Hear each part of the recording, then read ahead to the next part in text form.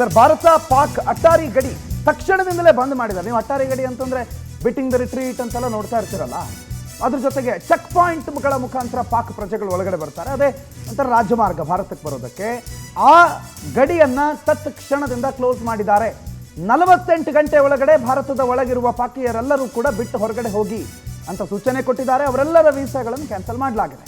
So 48 ಗಂಟೆಯ ಒಳಗೆ, ನಿನ್ನೆ ರಾತ್ರಿ ಘೋಷಣೆ ಆಗಿರೋದು, ಇವತ್ತು ರಾತ್ರಿ, ನಾಳೆ ರಾತ್ರಿ, ನಾಳೆ ಸಂಜೆ 7 ಗಂಟೆಯ ಒಳಗೆ ಯಾರ್ಯಾರು ಪಾಕ್ ಪ್ರಜೆಗಳಿದ್ದೀರಿ, ನೀವು ಈ ಕ್ಷಣದಿಂದಲೇ ಹೊರಡಬೇಕು. ನೀವು ಯಾವುದೇ ಕಾರಣದಿಂದ ಬಂದಿರಿ, ಲಾಂಗ್ ಟರ್ಮ್ ಆಗೇ ಬಂದಿರಿ ಅಥವಾ ಪ್ಲಾನ್ ಮಾಡ್ಕೊಂಡೇ ಬಂದಿರಿ.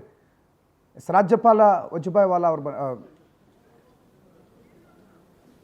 ಗೆಹ್ಲೋಟ್ ಅವರು ಆಗಮಿಸಿದ್ದಾರೆ, ಕ್ಷಮಿಸಿ, ರಾಜ್ಯಪಾಲರು ಆಗಮಿಸಿದ್ದಾರೆ. ಪಾರ್ಥಿವ ಶರೀರಕ್ಕೆ ಅಂತಿಮ ನಮನವನ್ನು ಸಲ್ಲಿಸ್ತಿದ್ದಾರೆ. ಬೆಂಗಳೂರಿನಲ್ಲಿರುವ ಭರತ್ ಭೂಷಣ್ ಅವರ ನಿವಾಸಕ್ಕೆ ಇಲ್ಲೇನೆ ಮುಖ್ಯಮಂತ್ರಿಗಳು ಕೂಡ ಬಂದಿದ್ದರು.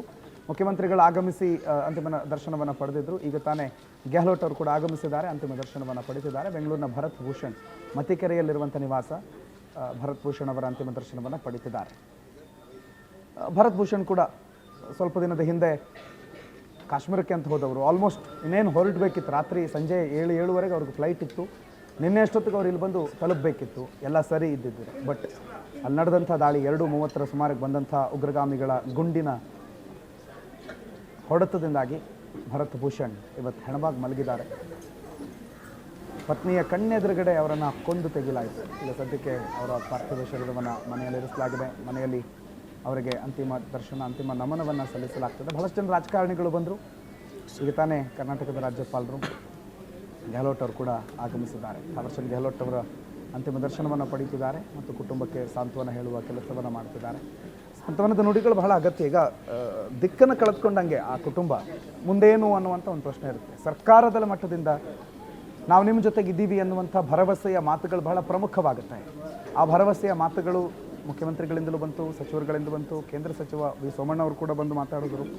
ಟಿ ರವಿ ಅವರು ಬಂದಿದ್ದರು, ತೇಜಸ್ವಿ ಸೂರ್ಯ ಅವರು ಕೂಡ ಆಗಮಿಸಿದರು, ಮುಖ್ಯಮಂತ್ರಿಗಳೇ ಬಂದಿದ್ದರು. ಈಗ ರಾಜ್ಯಪಾಲರು ಥಾವರ್ಚಂದ್ ಗೆಹ್ಲೋಟ್ ಅವರು ಕೂಡ ಆಗಮಿಸಿದ್ದಾರೆ. ಕುಟುಂಬಕ್ಕೆ ಸಾಂತ್ವನ ಹೇಳೋ ಕೆಲಸವನ್ನು ಮಾಡ್ತಿದ್ದಾರೆ, ಅಂತಿಮ ದರ್ಶನವನ್ನು ಪಡೆದುಕೊಂಡಿದ್ದಾರೆ.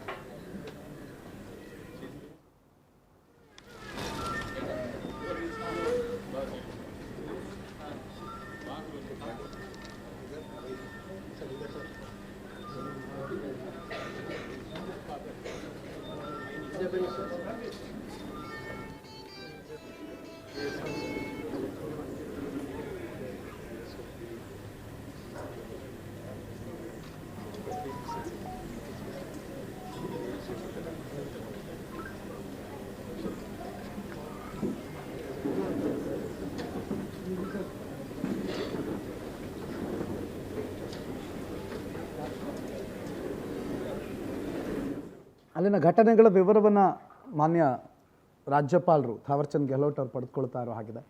ಸಾಮಾನ್ಯವಾಗಿ ಅಲ್ಲಿನ ಏನಾಯಿತು, ಯಾವ ರೀತಿ ಅಟ್ಯಾಕ್ ಆಯಿತು, ಏನಂದರು ಅನ್ನುವ ಹಲವು ವಿಚಾರಗಳನ್ನು ಅವ್ರ ಪತ್ನಿ ಕೂಡ ಮಾತನಾಡಿದರು.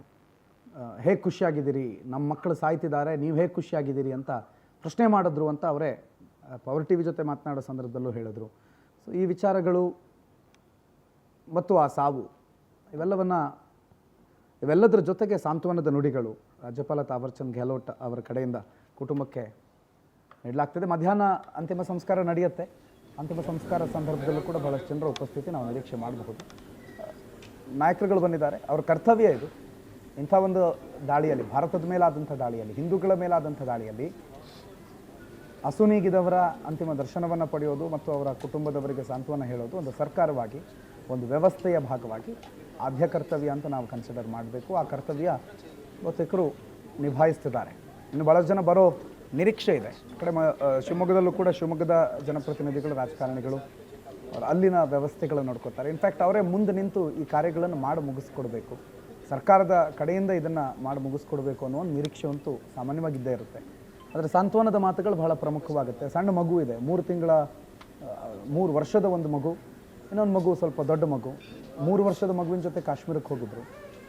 ಸೊ ಆ ಮಗು, ಆ ಮಕ್ಕಳ ಭವಿಷ್ಯ, ಜೀವನ, ಮುಂದಿನ ಕಥೆ ಏನು ಅನ್ನುವಂಥ ಪ್ರಶ್ನೆಗಳಿಗೆಲ್ಲದಕ್ಕೂ ಸರ್ಕಾರ ಅಟ್ಲೀಸ್ಟ್ ಒಂದು ಹಂತದ ಉತ್ತರ ಕೊಟ್ಟರೆ ಆ ಕುಟುಂಬ ನಿರಾಳ ಆಗುತ್ತೆ. ದುಃಖ ದೂರ ಮಾಡೋದಕ್ಕಾಗಲ್ಲ, ಅಥವಾ ನೋವು ದೂರ ಮಾಡ್ತೀವಿ ಅಂತಂದರೆ ಇಂಪಾಸಿಬಲ್. ಬಟ್ ಅಟ್ಲೀಸ್ಟ್ ಅದನ್ನು ಕಡಿಮೆ ಮಾಡೋ ಪ್ರಯತ್ನ ಸರ್ಕಾರದ ಕಡೆಯಿಂದ ಆಗಬೇಕು ಪಕ್ಷಾತೀತವಾಗಿ. ಪಕ್ಷ ಪಾರ್ಟಿಗಳು ಇವತ್ತು ಈ ಕ್ಷಣಕ್ಕೆ ಚರ್ಚೆಗೆ ಬರಬೇಕಾದಂಥ ವಿಚಾರಗಳಲ್ಲ. ಮುಂದೇನು ಅನ್ನೋದಕ್ಕೆ ಎಲ್ಲ ಪಕ್ಷಗಳ ಒಮ್ಮತದ ನಿರ್ಧಾರ ಬೇಕು. ಎಲ್ಲ ಪಕ್ಷಗಳು ಒಟ್ಟಾಗೆ ಮುಂದಿನ ನಡೆ. ಯಾಕಂದರೆ ಭಾರತದ ಒಳಗೆ ಬಂದಾಗ ನೀವು ಪಕ್ಷ, ಪಾರ್ಟಿ, ಜಾತಿ, ಮತ್ತೊಂದು ಭಾರತದ ಮೇಲೆ ಹೊರಗಿನವರ ಅಟ್ಯಾಕ್ ಆದಾಗ ನಾವೆಲ್ಲ ಭಾರತೀಯರು, ನಮ್ಮದು ಪಕ್ಷ ಪಾರ್ಟಿ ಎಲ್ಲ ಬೇರೆ ಆದ್ರೂ ನಮ್ಮ ರಕ್ತ ಭಾರತ, ನಮ್ಮ ನೆಲ ಭಾರತ, ನಮ್ಮ ಉಸಿರು ಭಾರತ ಅಂತಂದಾಗ ಮಾತ್ರ ಎದುರಾಳಿಗಳನ್ನು ಅಥವಾ ನಮ್ಮ ವೈರಿಗಳನ್ನು ನಾವು ಎದುರಿಸೋದಕ್ಕೆ ಸಾಧ್ಯ. ಇದನ್ನೆಲ್ಲ 3ನೇ ಕ್ಲಾಸಲ್ಲೇ ನಾವು ಓದಿದ್ದೀವಿ. ಒಗ್ಗಟ್ಟಿನಲ್ಲಿ ಬಲವಿದೆ ಅಂತ 1 ಕಡ್ಡಿ ಕೊಟ್ಟರು ಮುರಿರಿ ಅಂದರು, ಮುರಿದು ಹೋಯಿತು. 2 ಕಡ್ಡಿ ಕೊಟ್ಟರು ಸ್ವಲ್ಪ ಕಷ್ಟ ಆಯಿತು. 10 ಕಡ್ಡಿ ಕೊಟ್ಟರು ಮುರಿಯೋಕ್ಕಾಗಿಲ್ಲ. ಒಗ್ಗಟ್ಟಿನಲ್ಲಿ ಬಲವಿದೆ 3ನೇ ಕ್ಲಾಸಲ್ಲಿ ಓದಿದ್ವಿ. 4ನೇ ಕ್ಲಾಸಿಗೆ ಬಂದಾಗ ಅದನ್ನು ಮರೆತು ಬಿಟ್ವಿ. ಜೀವನದ ಜಾಸ್ತಿ ಆಗ್ತಿದ್ದಂಗೆ ಅದನ್ನೆಲ್ಲ ಕಂಪ್ಲೀಟಾಗಿ ಇಗ್ನೋರೇ ಮಾಡಿಬಿಟ್ವಿ. ಆದರೆ ಈ ಒಗ್ಗಟ್ಟಿನ ಪ್ರದರ್ಶನ ಇವತ್ತಿನ ಕ್ಷಣ ಆಗಬೇಕು. ಅದು ಬಲಪ್ರಯೋಗದಲ್ಲಿ ಅಂತಲ್ಲ, ಸಾಂತ್ವನ ಹೇಳೋ ವಿಚಾರದಲ್ಲಾಗಿರಬಹುದು, ಒಂದು ಕುಟುಂಬಕ್ಕೆ ನೆಲೆಯಾಗುವ ಆಸರೆಯಾಗೋ ನಿಟ್ಟಿನಲ್ಲಾದರೂ ಆಗೋದು. ಒಗ್ಗಟ್ಟಾಗೆ ಮುಂದಿನ ವಿಚಾರಗಳನ್ನು ರಾಜ್ಯ ಮತ್ತು ದೇಶ ಹ್ಯಾಂಡಲ್ ಮಾಡಬೇಕಾದ ಅನಿವಾರ್ಯತೆ ಇದೆ. ತಾವರ್ಚಂದ್ ಗೆಹ್ಲೋಟ್ ಅವರು ಬಹಳ ಸುಮಾರು ಹೊತ್ತಲ್ಲಿ ಕೂತಿದ್ದಾರೆ, ಮಾತಾಡ್ತಿದ್ದಾರೆ, ಅಲ್ಲಿನ ಪರಿಸ್ಥಿತಿಗಳ ಬಗ್ಗೆ ಮಾಹಿತಿಗಳನ್ನು ಪಡೀತಿದ್ದಾರೆ. ಆ ಜೊತೆಗೆ ಕುಟುಂಬಕ್ಕೆ ಸಾಂತ್ವನ ಹೇಳೋ ಕೆಲಸವನ್ನು ಕೂಡ ಮಾಡ್ತಿದ್ದಾರೆ.